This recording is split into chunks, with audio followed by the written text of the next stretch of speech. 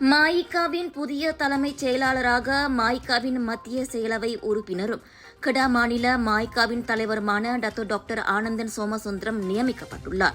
நேற்று நடைபெற்ற மாயிகா மத்திய செயலவை கூட்டத்தில் கட்சியின் தேசிய தலைவர் தன்ஸ்ரீ S.A. விக்னேஸ்வரன் இந்த நியமனம் குறித்து தமக்கு அறிவித்ததாக வணக்க மலேசியாவிடம் ஆனந்தன் உறுதிப்படுத்தினார்.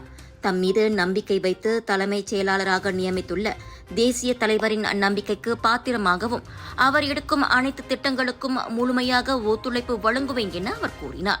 முன்னாள் மேலவை உறுப்பினருமான ஆனந்தன் கடந்த பொதுத் தேர்தலுக்கு முன்னதாக 2022ஆம் ஆண்டு இஸ்மாயில் சப்ரி பிரதமராக இருந்தபோது அவரது அரசியல் செயலராகவும் இருந்துள்ளார்.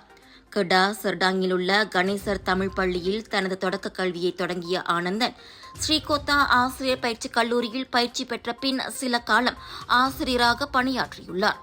மலேசிய புத்ரா பல்கலைக்கழகத்தில் கல்வித்துறையில் இளங்கலை பட்டம் பெற்றவரான ஆனந்தன் பிறகு பினாங்கு அறிவியல் பல்கலைக்கழகத்தில் முதுகலை மற்றும் PhD பட்டத்தையும் பெற்றார்.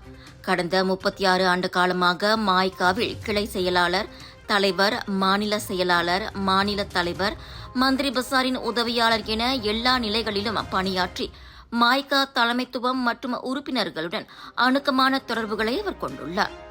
இந்த நியமனத்திற்காக மாய்காவின் தேசிய தலைவர் தன்ஸ்ரீ விக்னேஸ்வரனுக்கும் தமது நன்றியை ஆனந்தன் தெரிவித்துக் கொண்டார்.